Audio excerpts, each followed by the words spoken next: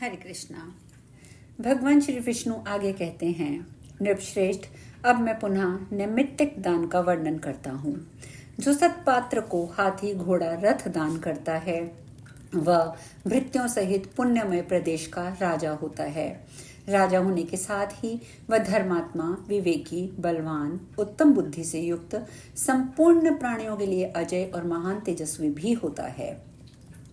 महाराज, जो महान पर्व आने पर भूमि दान अथवा गौदान करता है वह सब भोगों का अधिकारी होता है। जो पर्व आने पर तीर्थ में गुप्त दान देता है उसे शीघ्र ही अक्षय निधियों की प्राप्ति भी होती है।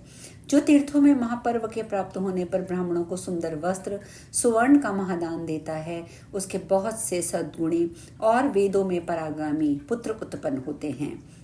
वे सभी आयुष्मान, पुत्रवान, यशस्वी, पुण्यात्मा, यज्ञ करने वाले तथा तत्वज्ञानी होते हैं। महामते, दान करने वाले को सुख, पुण्य एवं धन की प्राप्ति होती है। महाराज, कपिला गौ का दान करने वाला पुरुष महान सुख भोगते हैं। ब्रह्मा की आयु पर्यंत वे ही ब्रह्मलोक में निवास करते हैं। सुशील ब्राह्मण को वस्त्र सहित सुवर्ण का दान देकर मनुष्य अग्नि के समान तेजस्वी होता है और अपनी इच्छा के अनुसार वैकुंठ धाम में निवास करता है। शरीर को बुढ़ापे से पीड़ित, क्षीण जानकर मनुष्य को अपने कल्याण के लिए दान अवश्य करना चाहिए। उसे किसी की आशा नहीं रखनी चाहिए। मेरे मर जाने पर ये मेरे पुत्र तथा अन्य स्वजन संबंधी बंधु बांधव कैसे रहेंगे, मेरे बिना मेरे मित्रों की क्या दशा होगी, इत्यादि बातें सोचकर उनके मोह से मुग्ध हुआ मनुष्य कुछ भी दान नहीं कर पाता। ऐसा जीव यमलोक के मार्ग पर पहुंचकर बहुत दुखी हो जाता है और भूख प्यास से व्याकुल और नाना प्रकार के दुखों से पीड़ित रहता है। संसार में कोई भी किसी का नहीं है, अतः जीते जी स्वयं ही अपने लिए दान करना उत्तम होता है। अन्न, जल, सोना, बछड़े सहित गौ, भूमि, नाना प्रकार के फल दान करने चाहिए। यदि अधिक शुभ फल की इच्छा हो तो पैरों को आराम देने वाले जूते भी दान करने चाहिए। यह सब बातें सुनकर वेन ने आगे पूछा, भगवान, पुत्र, पत्नी, माता पिता, गुरु, ये सब तीर्थ कैसे हैं? इस विषय में भी कुछ बताइए। भगवान बोले, राजन, पहले इस बात को सुनो कि पत्नी कैसी तीर्थ है। काशी नाम की एक बहुत ही बड़ी पुरी है जो गंगा से सटकर बसी होने के कारण बहुत सुंदर दिखाई देती है। उसमें एक वैश्य रहते थे जिनका नाम था कृकल। उनकी पत्नी परम साध्वी और उत्तम व्रत का पालन करने वाली थी। वह सदा धर्माचरण में रत और पतिव्रत रहती थी। उसका नाम था शुक्ला। शुक्ला बहुत ही पवित्र थी। वह सुयोग्य पुत्रों की जननी, सुंदरी, मंगलमयी, सत्यवादिनी, शुभा और शुद्ध स्वभाव वाली थी। उसकी आकृति देखने से बड़ी मनोहर थी। व्रतों का पालन करना उसे अत्यंत प्रिय था। इस प्रकार वह मनोहर मुस्कान वाली सुंदरी अनेक गुणों से युक्त थी। वे वैश्य भी उत्तम वक्ता, धर्मज्ञ, विवेक संपन्न और गुणी थे। वैदिक और पौराणिक धर्मों के श्रवण से उनकी बड़ी लगन थी। उन्होंने तीर्थ यात्रा के प्रसंग में ये बात सुन रखी थी कि तीर्थों का सेवन बहुत पुण्यदायक है। वहां जाने से पुण्य के साथ ही मनुष्य का कल्याण भी होता है। इस बात पर उनके मन में श्रद्धा तो थी ही, ब्राह्मणों, व्यापारियों के साथ भी उनका साथ भी मिल गया। इससे वे धर्म के मार्ग पर चल दिए। उन्हें जाते देखकर उनकी पतिव्रता पत्नी पति के स्नेह से मुग्ध होकर इस प्रकार बोली। शुक्ला ने कहा, प्राणनाथ, मैं आपकी धर्म पत्नी हूँ, अतः आपके साथ रहकर पुण्य करने का मेरा अधिकार है। मैं आपके मार्ग पर चलती हूँ। इस सद्भाव के कारण मैं कभी आपको अपने से अलग नहीं कर सकती। आपकी छाया का आश्रय लेकर मैं पतिव्रत के उत्तम व्रत का पालन करूंगी जो नारियों के लिए पाप नाशक और उन्हें सद्गति प्रदान करने वाला है। जो स्त्री पतिपरायण होती है वह संसार में पुण्यमयी कहलाती है। युवतियों के लिए पति के सिवा दूसरा कोई ऐसा तीर्थ नहीं है जो इस लोक में सुखद और परलोक में स्वर्ग और मोक्ष प्रदान करने वाला हो। साधु श्रेष्ठ, स्वामी के दाहिने चरण का प्रयाग समझिए और स्वामी के बाएं चरण को पुष्कर। जो स्त्री ऐसा मानती है और इसी भावना के अनुसार पति के चरणों में स्नान करती है, चरणोदक से स्नान करती है, उसे उन तीर्थों में स्नान करने का पुण्य प्राप्त होता है। इसमें तनिक भी संदेह नहीं है कि स्त्रियों के लिए पति के चरणोदक का अभिषेक प्रयाग और पुष्कर तीर्थ में स्नान करने के समान है। पति समस्त तीर्थों के समान है। अतः प्रियतम, मैं भी आपकी सेवा करती हुई तीर्थों में चलूंगी और आपकी ही छाया का अनुसरण करते हुए लौट आऊंगी। क्रुकल ने अपनी पत्नी के रूप, शील, गुण, भक्ति और सुकुमारता को देखकर बारंबार उस पर विचार किया।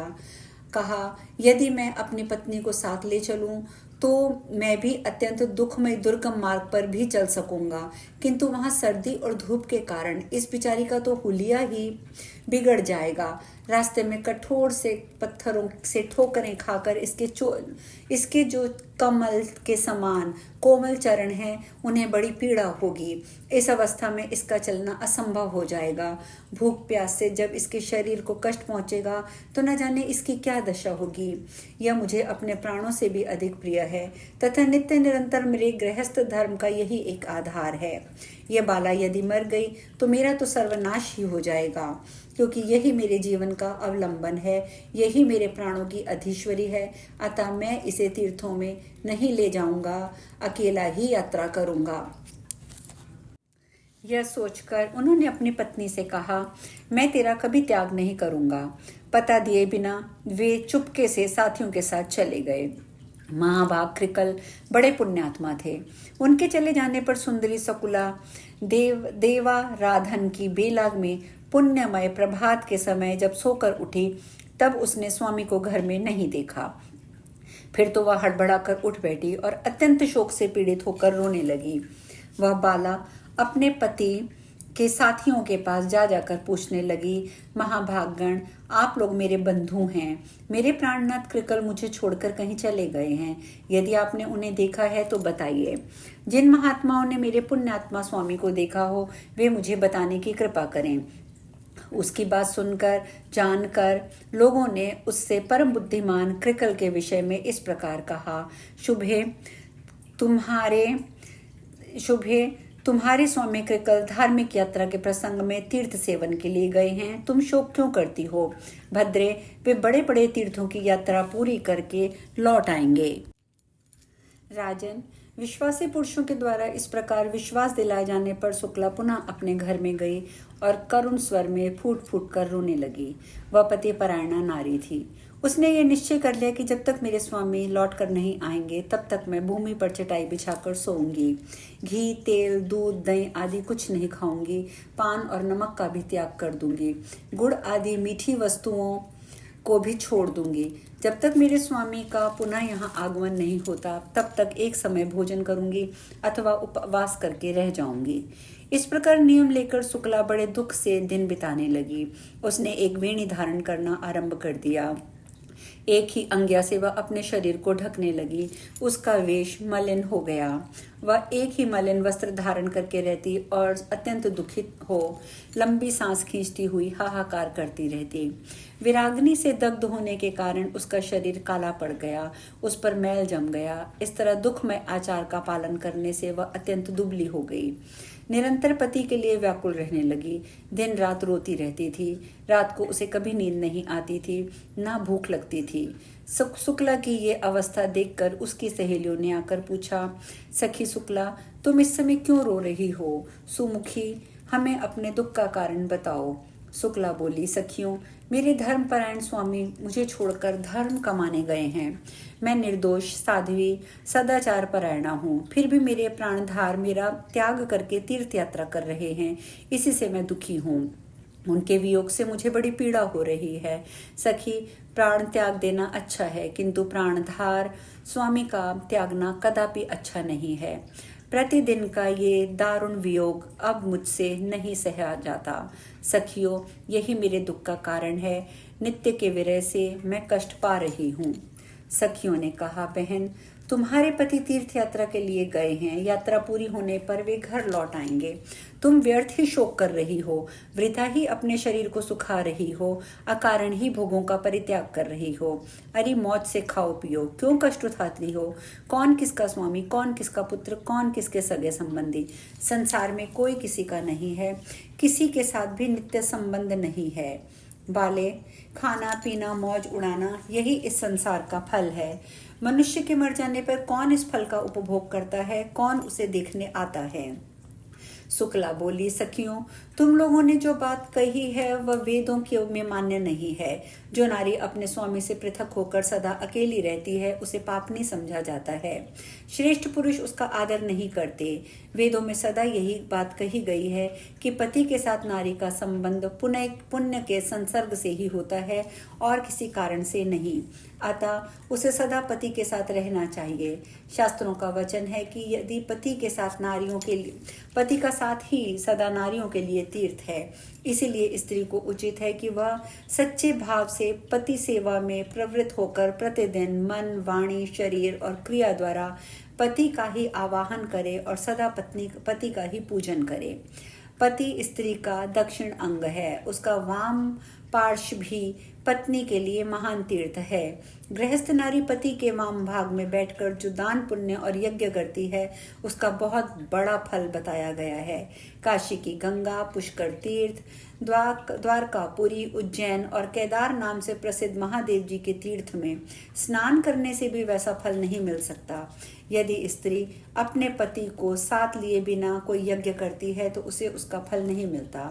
पतिव्रता स्त्री उत्तम सुख, पुत्र, सौभाग्य, स्नान पान, वस्त्र, आभूषण, सौभाग्य, रूप, तेज, फल, यश, कीर्ति, उत्तम गुण प्राप्त करती है।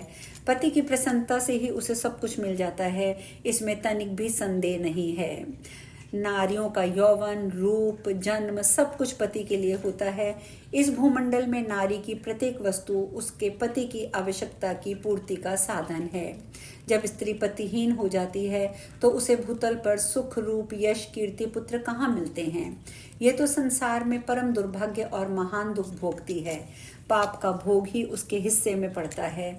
उसे सदा दुखमय आचार का पालन करना पड़ता है। पति के संतुष्ट रहने पर समस्त देवता स्त्री से संतुष्ट रहते हैं। ऋषि और मनुष्य भी प्रसन्न रहते हैं। राजन, पति ही स्त्री का स्वामी, पति ही गुरु, पति ही देवताओं सहित उसका इष्ट देव और पति ही तीर्थ एवं पुण्य है। पति के बाहर चले जाने पर यदि स्त्री श्रृंगार करती है तो उसका रूप, वर्ण सब कुछ भार रूप हो जाता है। पृथ्वी पर लोग उसे देखकर कहते हैं कि निश्चय ही ये व्यभिचारिणी है। इसीलिए किसी भी पत्नी को अपने सनातन धर्म का त्याग नहीं करना चाहिए। सखियों, इस विषय में एक और पुराना इतिहास सुनाया जाता है जिसमें रानी सुदेवा के पाप नाशक एवं पवित्र चरित्र का वर्णन है। तो हम रानी सुदेवा का चरित्र कल पढ़ेंगे। आज हम यहीं विश्राम लेंगे। हरे कृष्णा।